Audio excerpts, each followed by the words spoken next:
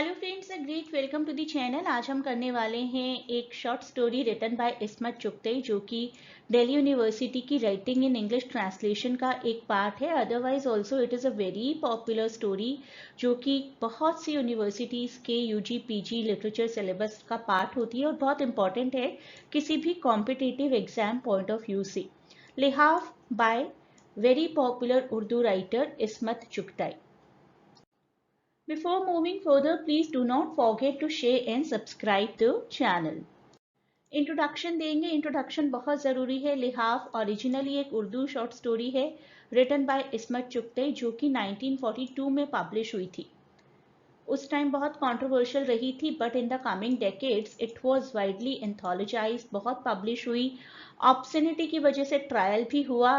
शायद इसी वजह से हम कह सकते हैं कि चुगतई जी का सबसे पॉपुलर वर्क है। अगर किसी भी पर्सन से पूछा जाए इस्मत चुगतई, तो one name everyone will take is लिहाफ।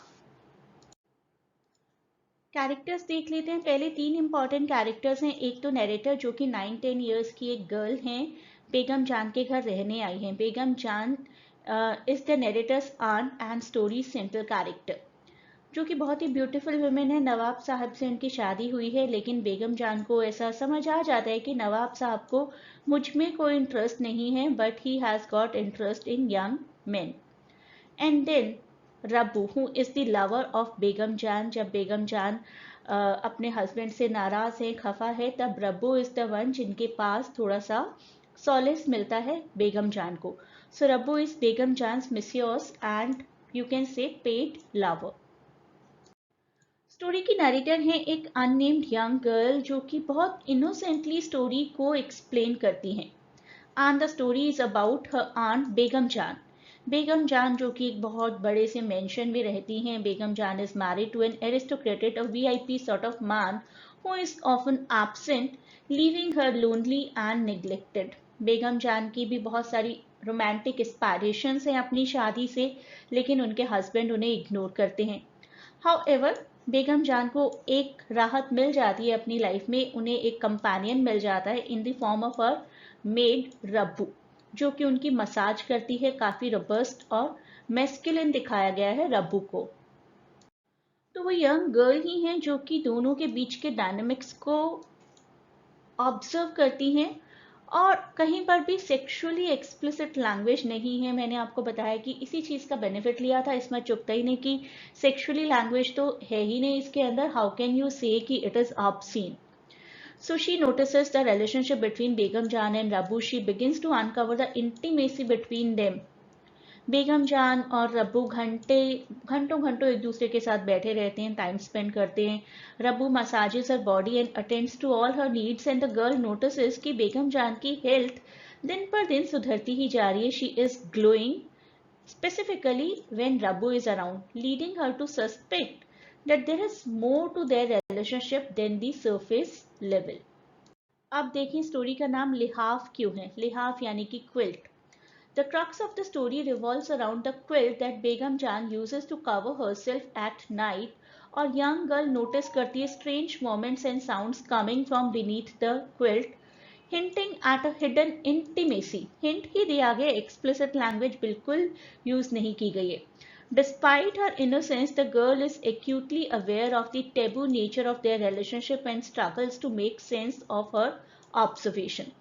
तो उस छोटी लड़की को ठीक से पता भी नहीं है कि क्या हो रहा है, बट कहीं ना कहीं उन्हें ये ज़रूर पता है कि इनकी जो रिलेशनशिप है that does not come under conventional relationship, something taboo is there.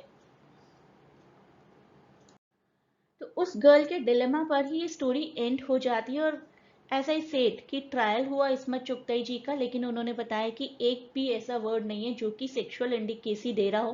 तो how can you put me in jail? Through Lihaf, Ismat Chugtai boldly challenges societal norms and explores theme of sexual repression, gender dynamics, and complexities of human desire. 1942 में एक ऐसा issue लेकर आना जो कि आज भी बहुत controversial इशू है। She had a real dare. The story is celebrated for its frank portrayal of the female sexuality and its unflinching critique of hypocrisy and double standards that pervade society. तो society में किस तरीके से mails और females के लिए अलग अलग रूल्स बनाए गए हैं, उस आइडियोलॉजी को कहीं ना कहीं ये स्टोरी पूरे तरीके से चैलेंज करती है. That is the theme of the story. Despite the censorship and so much of the controversy, बहुत ही इंपॉर्टेंट वर्क माना जाता है ये उर्दू लिटरेचर का, and specifically admired for the powerful story telling. Story telling इस तरीके से है कि एक्सप्लिसिट लगती भी है और नहीं भी. Ismet Chughtai's courage to confront taboo subjects and give voice to marginalized experiences continues to resonate with readers. अगर आप पूरी स्टोरी पढ़ेंगे तो कहीं ना कहीं स्टोरी से खुद को कनेक्ट पाएंगे. Cementing her legacy as one of the most influential writers in South Asian literature. तो इस्मत चुगताई अपने टाइम की बहुत पॉपुलर राइटर रही हैं. पॉपुलर होने के साथ साथ कंट्रोवर्शियल भी थी. चुगताई और मंटो जी को मिलाकर एक कंट्रोवर्शियल पेयर माना जाता है. राइट, मंटो जी भी काफ़ी नोटोरियस थे इस तरीके की सेक्सुअली एक्सप्लिसिट स्टोरीज लिखने के लिए, और मंटो और इस्मत चुगताई जी का ट्रायल भी सेम प्लेस सेम डेट पर ही था. Both of them were acquitted. दोनों को ही रिलीज कर दिया गया था क्योंकि कोई स्ट्रॉन्ग ग्राउंड नहीं मिला था दोनों की लैंग्वेज के अगेंस्ट. अब देखिए किस तरीके का ऐसे क्वेश्चन पॉसिबल है यहाँ से. How does Ismat Chughtai's Lihaaf challenge societal norms and conventions regarding gender, sexuality and power dynamics. तो लिहाफ कैसे चैलेंज करता है ये सब कुछ? With the help of a character Begum Jan. Begum जान जो कि एक वेल्दी एरिस्टोक्रेटेड विमेन है in the position of power and agency. सब कुछ है उनके पास, पैसे हैं अच्छे खासे, नौकर चाकर हैं, बड़ा सा घर है रहने के लिए. Despite all this, she is not satisfied. Despite her mental status, Begum Jan's relationship with Rabu challenges the normative expectations of women's behavior and domestic rules. Females को किस तरीके से behave करना चाहिए, जो कन्वेंशनल रोल है फीमेल्स का वो फॉलो नहीं किया, ना ही रब्बू ने ना ही बेगम जान ने.